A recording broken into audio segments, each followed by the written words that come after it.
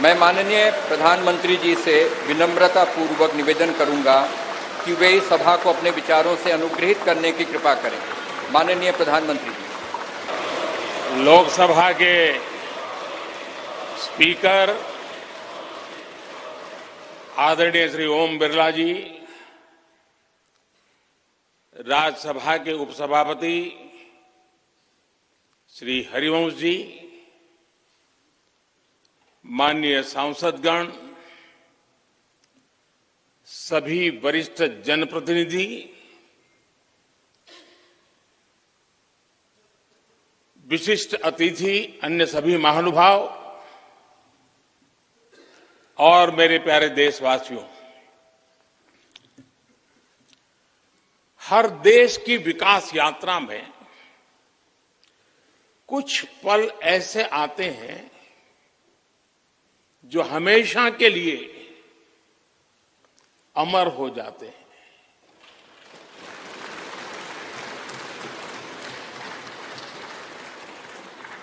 कुछ तारीखें समय के ललाट पर आज 28 मई 2023 का ये दिन ऐसा ही शुभ अवसर है।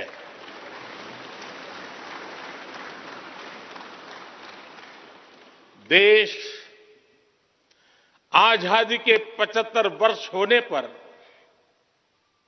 अमृत महोत्सव मना रहा है। इस अमृत महोत्सव में भारत के लोगों ने देशवासियों को भारतीय लोकतंत्र के इस स्वर्णिम क्षण की बहुत बहुत बधाई देता हूं।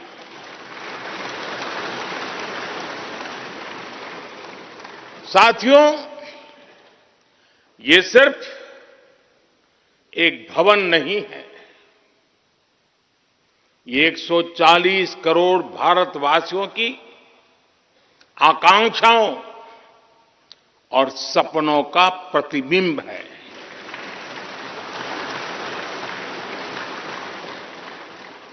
ये विश्व को भारत के दृढ़ संकल्प का संदेश देता हमारे लोकतंत्र का मंदिर है।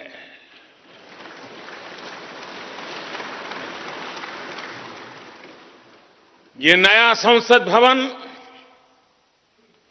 योजना को यथार्थ से,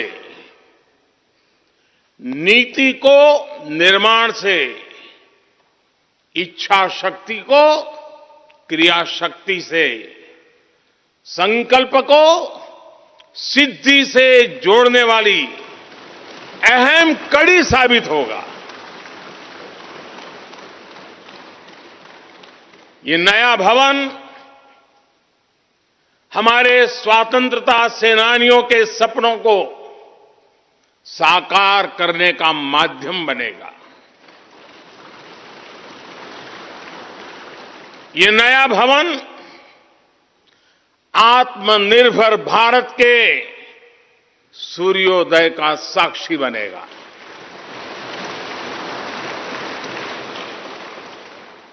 ये नया भवन विकसित भारत के संकल्पों की सिद्धि होते हुए देखेगा। ये नया भवन नूतन और पुरातन के सह अस्तित्व का भी आदर्श है। साथियों, नए रास्तों पर चलकर ही नए प्रतिमान गढ़े जाते हैं।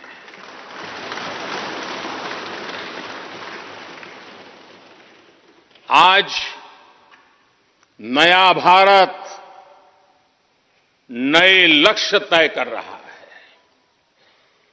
नए रास्ते गढ़ रहा है, नया जोश है, नया उमंग है, नया सफर है, नई सोच है। दिशा नई है, दृष्टि नई है, संकल्प नया है, विश्वास नया है।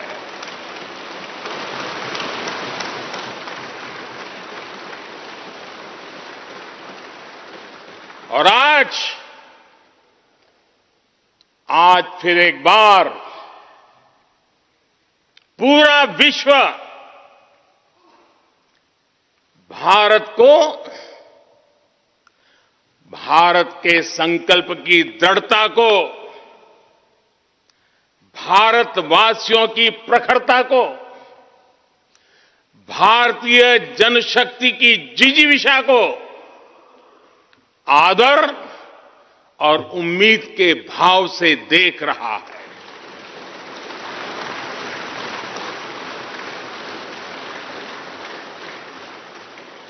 जब भारत आगे बढ़ता है तो विश्व आगे बढ़ता है।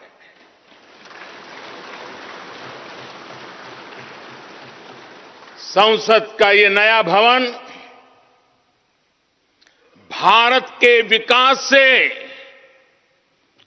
विश्व के विकास का भी आह्वान करेगा।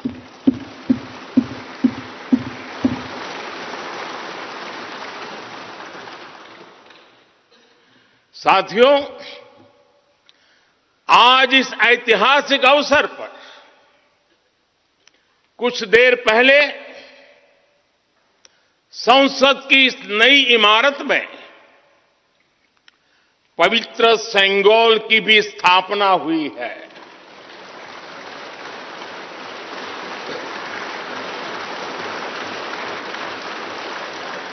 महान चोल साम्राज्य में सेंगोल को कर्तव्य पथ का, सेवा पथ का, राष्ट्र पथ का प्रतीक माना जाता था।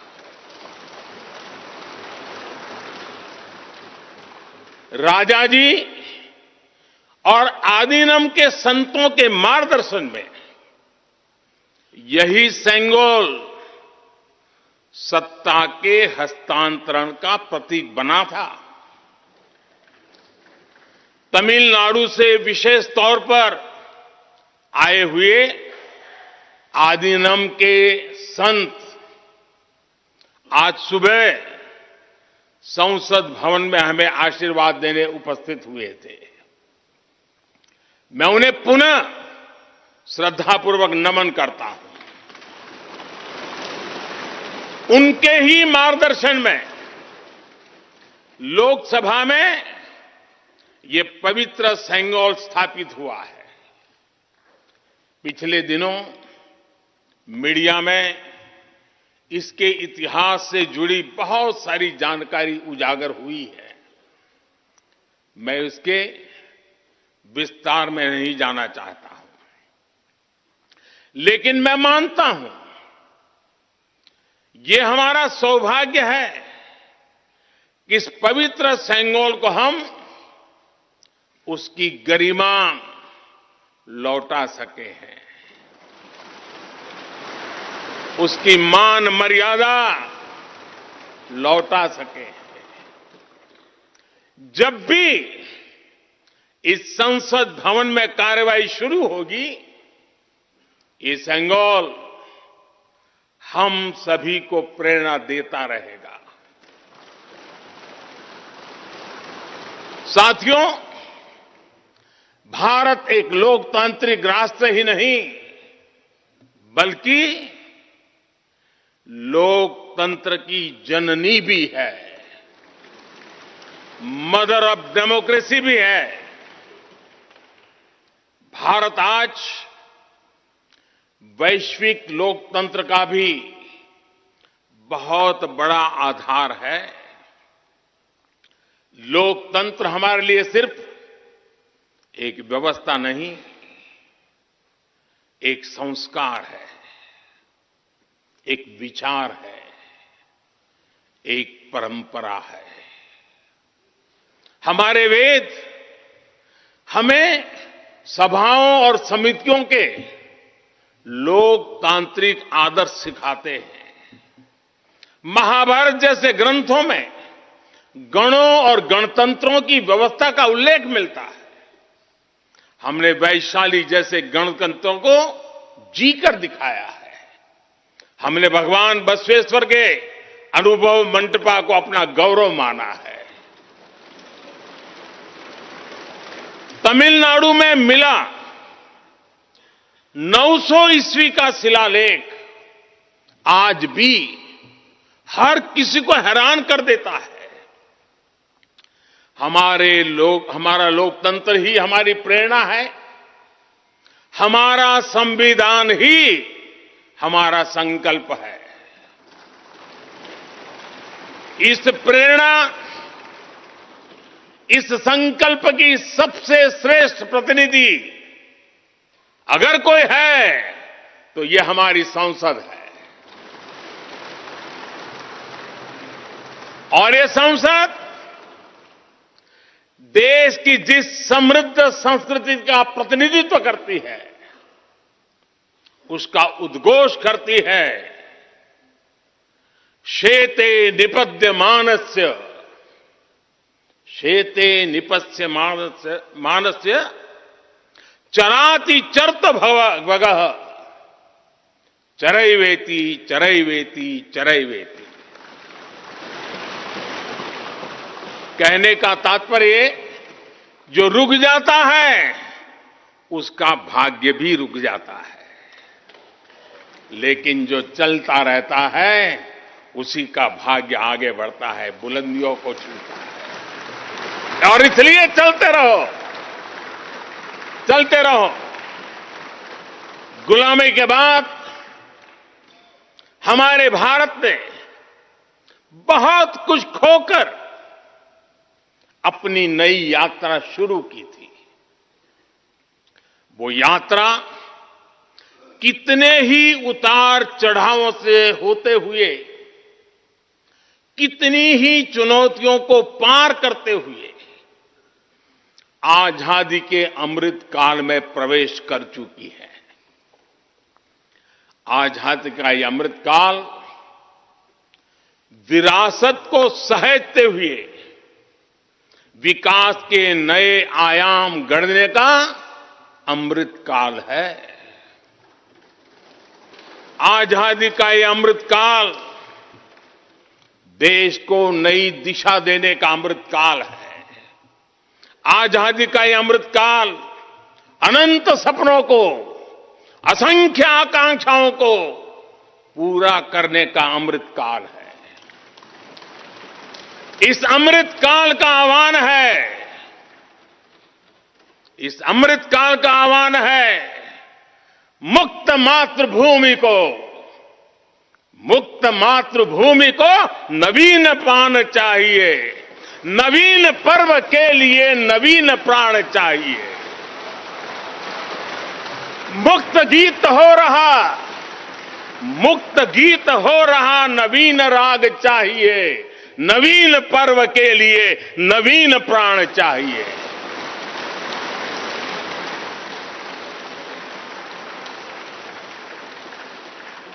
और इसलिए भारत के भविष्य को उज्जवल बनाने वाली इस कार्यस्थली को भी उतना ही नवीन होना चाहिए, आधुनिक होना चाहिए। साथियों, एक समय था जब भारत दुनिया के सबसे समृद्ध और वैभवशाली राष्ट्रों में गिना जाता था। भारत के नगरों से लेकर महलों तक, भारत के मंदिरों से लेकर मूर्तियों तक, भारत का वास्तु भारत की विशेषज्ञता का उद्घोष करता था। सिंधु सभ्यता के नगर नियोजन से लेकर मौर्यकालीन स्तंभों और स्तूपों तक, चोल शासकों के बनाए भव्य मंदिरों से लेकर जलाशयों और बड़े बांधों तक, भारत का कौशल विश्व भर से आने वाले यात्रियों को हैरान कर देता था। लेकिन सैकड़ों साल की गुलामी ने हमसे हमारा ये गौरव छीन लिया। एक ऐसा भी समय आ गया जब हम दूसरे देशों में हुए निर्माण को देखकर मुग्ध होने लग गए। 21वीं सदी का नया भारत बुलंद हौसले से भरा हुआ भारत अब गुलामी की उस सोच को पीछे छोड़ रहा है। आज भारत प्राचीन कला की उस गौरवशाली धारा को एक बार फिर अपनी तरफ मोड़ रहा है और संसद की ये नई इमारत इस प्रयास का जीवंत प्रतीक बनी है। आज नए संसद भवन को देखकर हर भारतीय गौरव से भरा हुआ है। इस भवन में विरासत भी है, वास्तु भी है, इसमें कला भी है, कौशल भी है, इसमें संस्कृति भी है और संविधान के स्वर भी है। आप देख रहे हैं कि लोकसभा का आंतरिक हिस्सा, यहां भी देखिए, यहां भी देखिए, राष्ट्रीय पक्षी मोर पर आधारित है। राज्यसभा का आंतरिक हिस्सा राष्ट्रीय फूल कमल पर आधारित है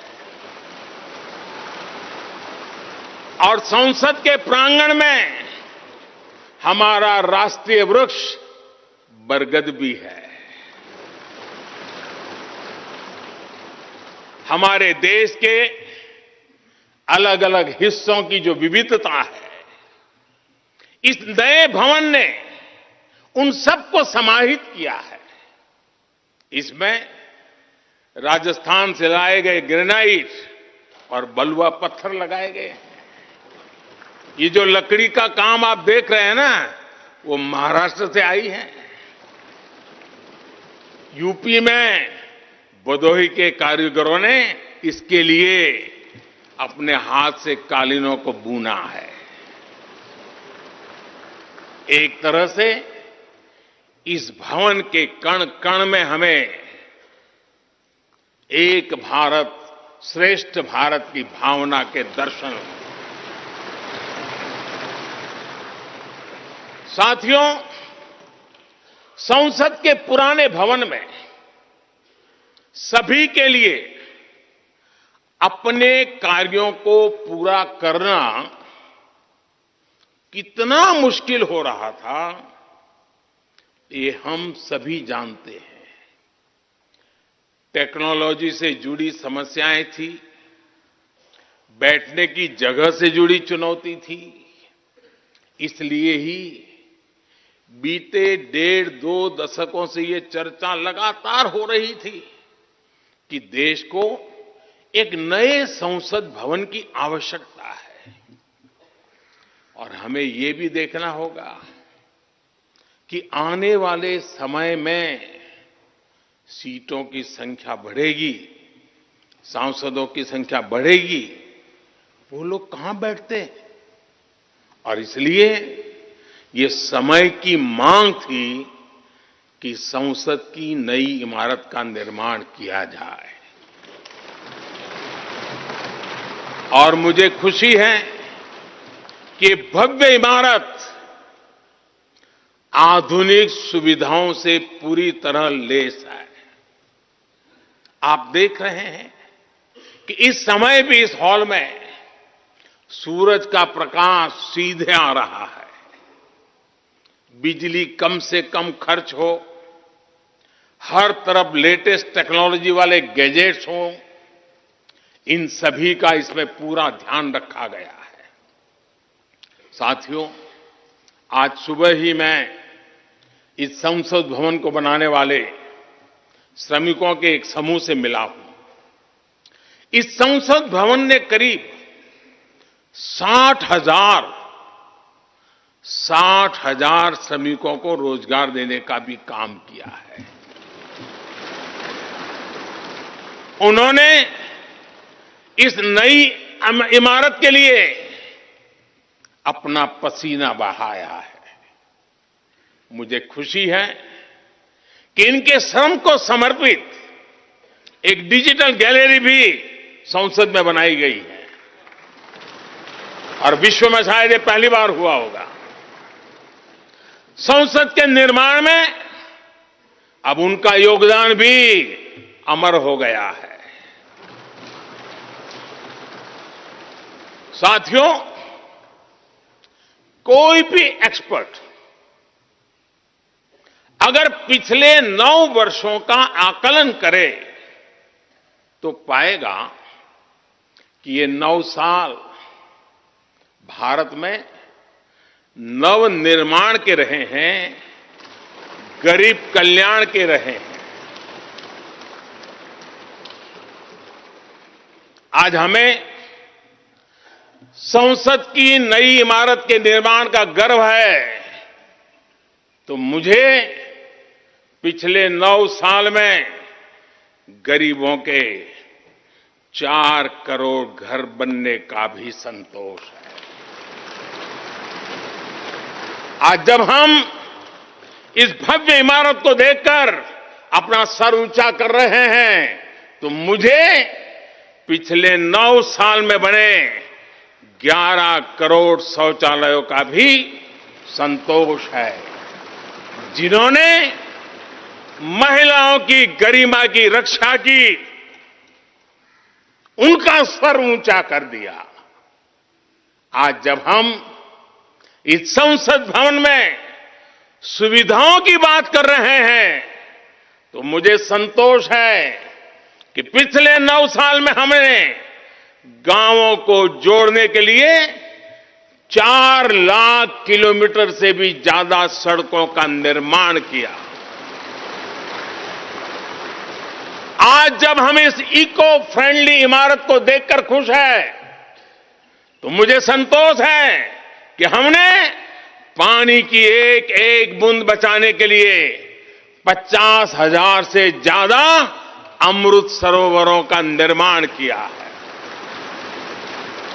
आज जब हम इस नए संसद भवन की लोकसभा और राज्यसभा को देखकर उत्सव मना रहे हैं, तो मुझे संतोष है कि हमने देश में 30,000 से ज्यादा नए पंचायत भवन भी बनाए हैं। यानी पंचायत भवन से लेकर संसद भवन तक हमारी निष्ठा एक ही है, हमारी प्रेरणा एक रही। देश का विकास, देश के लोगों का विकास। साथियों, आपको ध्यान होगा 15 अगस्त को लाल किले से मैंने कहा था, यही समय है, सही समय है।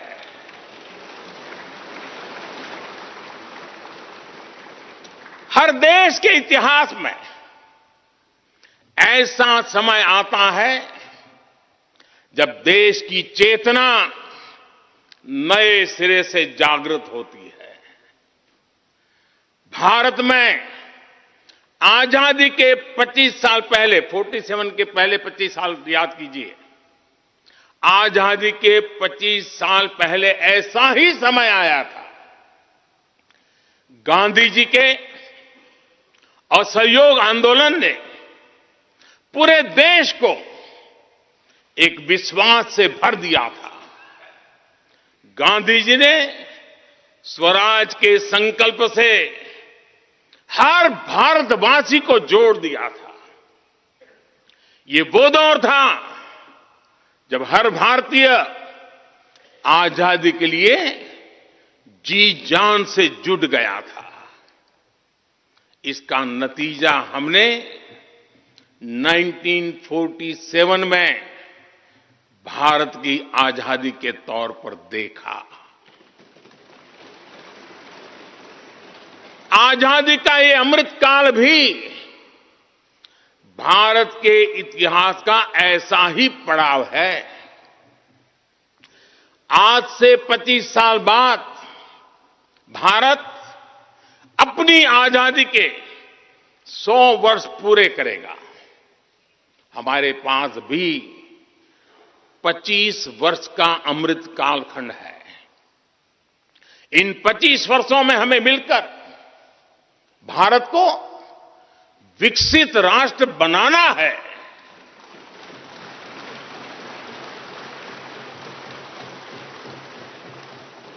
लक्ष्य बड़ा है, लक्ष्य कठिन भी है, लेकिन हर देशवासी को आज इसके लिए जी जान से जुटना ही है। नए प्रण लेने हैं, नए संकल्प लेने हैं, नई गति पकड़नी है। और इतिहास गवाह है कि हम भारतीयों का विश्वास सिर्फ भारत तक ही सीमित नहीं रहता। हमारी आजादी की लड़ाई ने दुनिया के बहुत सारे देशों में उस समय एक नई चेतना जागृत कर दी थी। हमारी आजादी की लड़ाई से भारत तो आजाद हुआ ही, साथ ही कई देश आजादी की राह पर चल पड़े। भारत के विश्वास ने दूसरे देशों के विश्वास को सहारा दिया था। और इसलिए भारत जैसा विविधता से भरा देश, इतनी बड़ी आबादी वाला देश, इतनी सारी चुनौतियों से लड़ने वाला देश जब एक विश्वास के साथ आगे बढ़ता है तो इससे दुनिया के अनेक देशों को प्रेरणा भी मिलती है। भारत की हर सफलता आने वाले दिनों में दुनिया के अलग अलग भूभाग में अलग अलग देशों की सफलता के रूप में प्रेरणा का कारण बनने वाली है। आज यदि भारत तेजी से गरीबी दूर करता है तो ये कई देशों को गरीबी से बाहर आने की प्रेरणा भी देता है। भारत का विकसित होने का संकल्प कई और देशों का संबल बनेगा। इसलिए भारत की जिम्मेदारी और बड़ी हो जाती है। और साथियों, सफलता की पहली शर्त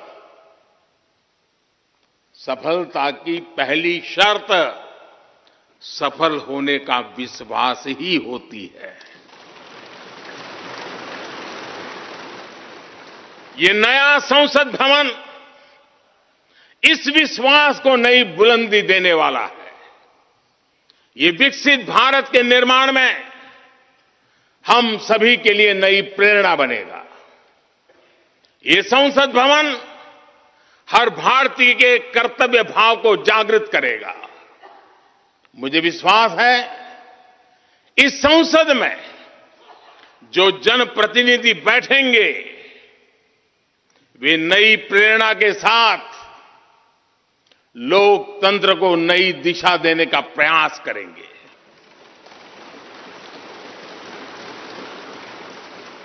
हमें नेशन फर्स्ट की भावना से आगे बढ़ना होगा। इदम राष्ट्राय इदम न मम। हमें कर्तव्य पथ को सर्वोपरि रखना होगा। कर्तव्यमेव कर्तव्यम, अकर्तव्यम न कर्तव्यम। हमें अपने व्यवहार से उदाहरण प्रस्तुत करना होगा। यद यदाचरति श्रेष्ठ तत्देव इतरो जनः। हमें निरंतर खुद में सुधार करते रहना होगा। उद्धरेत आत्मना आत्मानाम। हमें अपने नए रास्ते खुद बनाने होंगे। अपदीवो भव। हमें खुद को खपाना होगा, तपाना होगा। तपसो ही परम नास्ति तपसा विंदते महत। हमें लोक कल्याण को ही अपना जीवन मंत्र बनाना होगा। लोकहितम मम करणीयम। जब संसद के इस नए भवन में हम अपने दायित्वों का ईमानदारी से निर्वहन करेंगे तो देशवासियों को भी नई प्रेरणा मिलेगी। साथियों, दुनिया के सबसे बड़े लोकतंत्र को यह नई संसद एक नई ऊर्जा और नई मजबूती प्रदान करेगी। हमारे श्रमिकों ने अपने पसीने से इस संसद भवन को इतना भव्य बना दिया है। अब हम सभी सांसदों का दायित्व है कि इसे अपने समर्पण से और ज्यादा दिव्य बनाएंगे।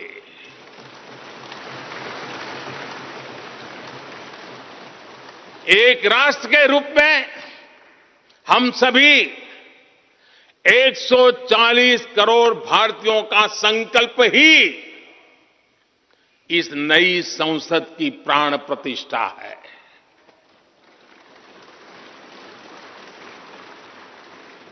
यहां होने वाला हर निर्णय आने वाली सदियों को सजाने संवारने वाला है। यहां होने वाला हर निर्णय आने वाली पीढ़ियों को सशक्त करने वाला होगा। यहां होने वाला हर निर्णय भारत के उज्ज्वल भविष्य का आधार बनेगा। गरीब, दलित, पिछड़ा, आदिवासी, दिव्यांग समाज के हर वंचित परिवार के सशक्तिकरण का, वंचितों को वरीयता का रास्ता यहीं से गुजरता है।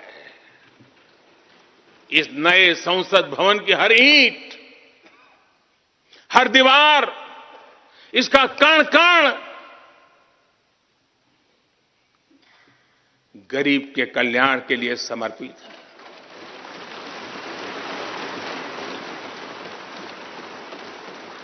अगले 25 वर्षों में